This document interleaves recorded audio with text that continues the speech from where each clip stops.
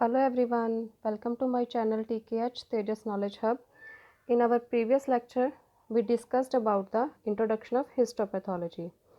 Today, we are going to discuss about the reception and labeling of the specimen. तो आज हम इस lecture में ये देखेंगे कि हमने लैब में जो सैंपल है वो कैसे रिसीव करना है, क्या क्या ध्यान रखना है सैंपल रिसीव करते हुए, और सैंपल रिसीविंग के बाद हमने उसकी लेबलिंग कैसे करनी है properly. So first one is the reception of the specimen. तो किसी भी लैब में सैंपल को रिसीव करना ये फर्स्ट स्टेप होता है, और आफ्टर रिसीविंग के बाद हमने स्पेसिमन को प्रॉपरली चेक करना है. कुछ रिक्वायरमेंट्स होती हैं सैंपल की कि वो फुलफ़िल कर रहा है कि नहीं कर रहा है. तो वो कौन कौन सी रिक्वायरमेंट्स है वो हम देखेंगे. उन चीज़ों का हमने ध्यान रखना है जब हमने सैंपल रिसीव करना है. तो first one is the container is clearly labelled and accompanied by A complete request form. तो जो हमारा कंटेनर है जिसमें सैंपल आ रहा है वो कम्प्लीटली क्या क्लियरली लेबल होना चाहिए with the patient name, identification number, ये सारा कुछ उसके ऊपर क्लियरली लिखा होना चाहिए. और स्पेसिफिकली जो स्पेसिमन वो भेज रहे हैं वो भी मेंशन होना चाहिए कि क्या स्पेसिमन है. और उसके साथ जो रिक्वेस्ट फॉर्म आ रहा है सैंपल के साथ वो भी क्लियरली और कम्प्लीटली फुलफिल होना चाहिए. The next one is the check that the sufficient fixative is in the container. Second step हमने ये चेक करना है हिस्टोपैथोलॉजी में मेनली, जैसे हम पहले भी डिस्कस कर चुके हैं कि जो हिस्टो के सैंपल्स हैं वो हम फिक्स करके फिर ही उनकी प्रोसेसिंग करते हैं. अगर फिक्स हम नहीं करेंगे, फिक्सेशन नहीं करेंगे तो वो डीकम्पोज होना स्टार्ट कर देंगे. तो जब हमारे पास सैंपल आता है तो हमने देखना कि कंटेनर में जो फिक्सेटिव है वो सफिशेंट अमाउंट में होना चाहिए. ये नहीं है कि हमारा सैंपल ज़्यादा है और फिक्सेटिव जो है हमारा कम है. जो हमारा फिक्सेटिव है हमारे सैंपल से ज़्यादा होना चाहिए ताकि जो हमारा सैंपल है वो प्रॉपरली उसमें फिक्स हो सके. तो थर्ड जो हमारा है हमने क्या चेक करना है.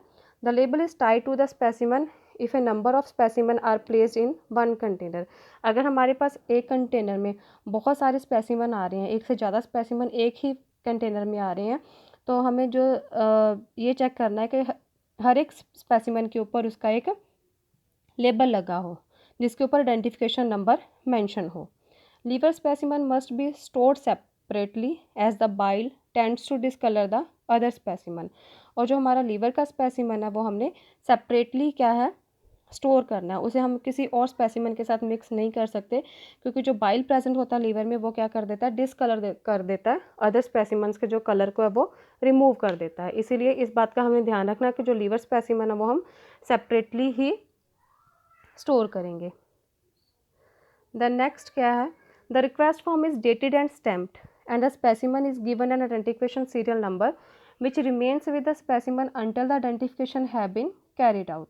तो जो हम रिक्वेस्ट फॉर्म हमारे पास आ रहा है उसके ऊपर प्रॉपर डेट लिखी होनी चाहिए, जहाँ से वो सैंपल आ रहा है उस हॉस्पिटल का, अगर ओपीडी पेशेंट है तो उस डॉक्टर की प्रॉपर स्टैंप लगी होनी चाहिए, और स्पेसिमन को एक सीरियल आइडेंटिफिकेशन नंबर दिया होना चाहिए उनकी तरफ से, जो कि स्पेसिमन के साथ हम जब उसकी प्रोसेसिंग करेंगे तो पूरी प्रोसेसिंग के थ्रू हम उसके साथ ही उस नंबर को रखेंगे. The pathologist will examine the specimen where necessary describe the macroscopic appearance and select the pieces from which he wants the section to be prepared. और जो पैथोलॉजिस्ट है उसने स्पेसिमन को क्या क्लियरली एग्जामिन करना है अच्छी तरह से. उसकी मैक्रोस्कोपिक अपीयरेंस अगर कहीं पे डिस्क्राइब करनी है तो उसको मैक्रोस्कोपिक अपीयरेंस को भी अच्छी तरह से देखना है. मैक्रोस्कोपिक अपीयरेंस में जैसे स्पेसिमेन का कलर आ जाएगा, शेप आ जाएगी, वो सारी चीज़ें मैक्रोस्कोपिक में आ जाएंगी. वो अगर उसने कहीं पे मेंशन करनी है तो मैक्रोस्कोपिक एग्जामिनेशन भी पैथोलॉजिस्ट को करनी चाहिए. और उसके बाद उसने पीस सेलेक्ट करना है कि वो कहाँ से सेक्शन बनाने के लिए सैंपल से पीस ले सकता है. Next one is it is very important for the laboratory scientist assigned to the cut-up room to write a description of specimen and record how many pieces are taken for the processes. और जो हमारे cut up room में जो भी laboratory scientist assigned है, जिसकी भी duty लगी हुई है, उसने जो पूरी स्पेसिमेन की डिस्क्रिप्शन है वो नोट करनी है, और उसने ये भी रिकॉर्ड करना है कि कितने पीसेस लिए जा रहे हैं प्रोसेसिंग के लिए. वो सारा उसने एक रिकॉर्ड बुक में रिकॉर्ड करके रखना होता है. तो ये होगी हमारी प्रॉपर रिक्वायरमेंट्स के हमने जब सैंपल को रिसीव कर रहा है तो हमने किन किन बातों का ध्यान रखना है रिसीविंग करते टाइम और रिसीविंग के बाद जो जो चीज़ें हमने वो सारी नोट करके रखनी है। The next is the recording of specimen. पहले हमने रिसीविंग कर ली, फिर हमने उसकी क्या है रिकॉर्डिंग करनी है। तो हम रिकॉर्डिंग कैसे करेंगे? It is best done by having a reception book in which all the specimens recorded including all relevant details. तो इसके लिए हमें क्या है, हमें अपनी लैब में एक रिसेप्शन बुक रखनी चाहिए जिसमें जो भी स्पेसिमन्स आ रहे हैं उसे हम रिकॉर्ड करेंगे और उसके साथ जो भी उसकी डिटेल्स आ रही हैं वो भी सारी रिकॉर्ड करेंगे। और डिटेल्स क्या क्या होती हैं? Patient name of the patient, age, sex of the patient, patient का ओपीडी नंबर, अगर आउटडोर पेशेंट आ रहा है तो उसका ओपीडी नंबर होगा, अगर इंडोर पेशेंट आ रहा है तो उसका आईपीडी नंबर होगा, बेड नंबर पेशेंट का क्या है, नेम ऑफ़ द क्लिनिशियन, कौन सा डॉक्टर उसे ट्रीट कर रहा है, और organ biopsies with the clinical diagnosis. और जो ऑर्गन बायोप्सिस कहाँ से ली गई हैं वो भी मेंशन होना चाहिए और उसकी क्लिनिकल डायग्नोस क्या किया गया वो भी उसमें पूरा मेंशन होना चाहिए, जो हमें डिटेल्स चाहिए किसी भी स्पेसिमन की। देन उसके बाद give an identification number as a lab record to every specimen. Receiving के बाद एक तो हमारे पास जब सैंपल आया तो उसके बाद उसके ऊपर जहाँ से वो सैंपल हमने रिसीव किया वहाँ का एक सीरियल नंबर लगा हुआ है। उसके बाद जब हमने रिसीव कर लिया लैब में तो हमने भी उसे एक सीरियल नंबर दे देना है। All the details from the request form which is send by the doctor with the specimen is recorded in the lab record. और जो भी डिटेल्स है रिक्वेस्ट फॉर्म में जो स्पेसिमन के साथ आई हैं डॉक्टर के थ्रू तो वो भी हमने सारी लैब रिकॉर्ड में रिकॉर्ड कर लेनी है। ये इसलिए ज़रूरी है अगर इन केस कहीं पे हमारा जो रिक्वेस्ट हमारा मिसप्लेस हो जाता है तो हम उससे कोरोलेट कर सकते हैं। The next one is the labelling of specimen, कि स्पेसिमन की हमने लेबलिंग कैसे करनी है। It is a process which is done by technician after receiving the sample in histopathology lab.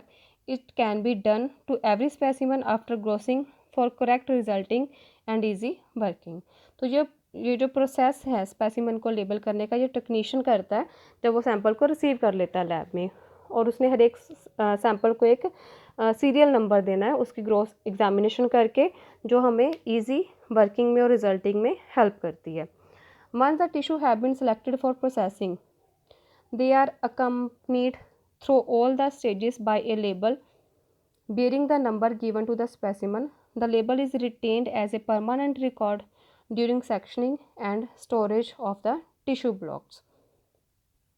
तो जब जैसे टिश्यू हमने सेलेक्ट कर लिया प्रोसेसिंग के लिए तो उस टिश्यू के ऊपर क्या है हम एक परमानेंट लेबल लगा देंगे, नंबर लगा देंगे, और वो जो लेबल है वो परमानेंट रिकॉर्ड होगा ड्यूरिंग द सेक्शनिंग और storage of the tissue block. जब हम पूरा उसका प्रोसेस करते हैं, उसके सेक्शन बनाते हैं और बाद में जब हम उसके ब्लॉक्स बना के सेक्शनिंग करके ब्लॉक बना के रखते हैं तब तक स्टोरेज तक क्या वो उसके साथ ही वो जो लैब का आइडेंटिफिकेशन नंबर है वो उसके साथ ही रहेगा। प्रिंटेड ग्रेफाइड पेंसिल्ड और India ink written labels are satisfactory.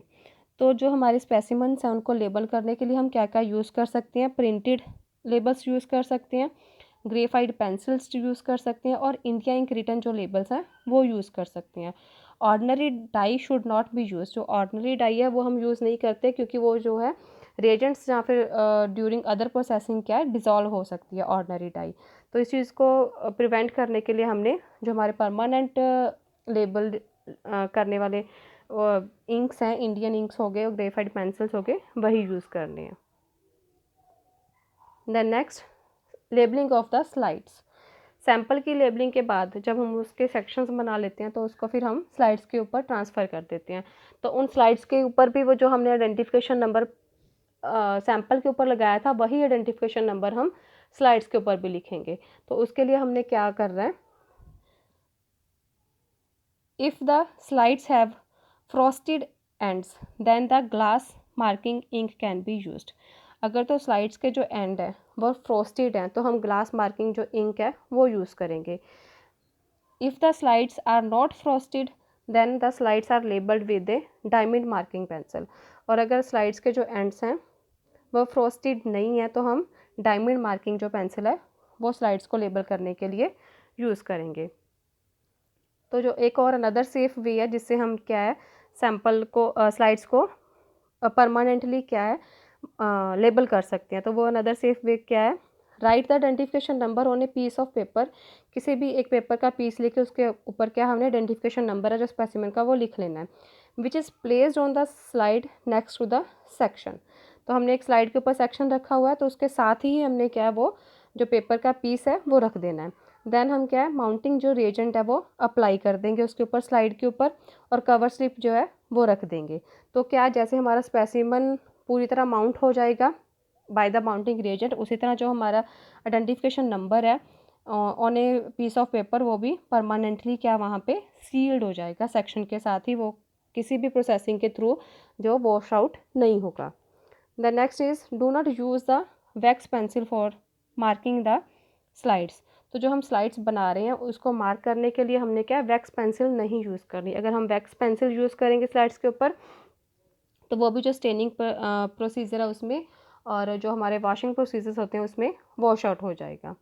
तो ये था हमारा आज का टॉपिक जिसमें हमने ये देखा कि हमने सैंपल कैसे रिसीव करना है, सैंपल रिसीव करते समय हमने किन किन बातों का ध्यान रखना है, और रिसीविंग के बाद हमने उसकी रिकॉर्ड कैसे रखना है अपने पास, और देन जो स्पेसिमन हमारे पास आया है उसे हमने लैब के अकॉर्डिंग कैसे सीरियल नंबर देना है, लेबलिंग उसकी कैसे करनी है, और देन फर्दर जब हम स्लाइड्स बना लेते हैं तो उनकी लेबलिंग हमने कैसे करनी है। Thanks for watching. Please subscribe my channel, like, share and comment. Thank you.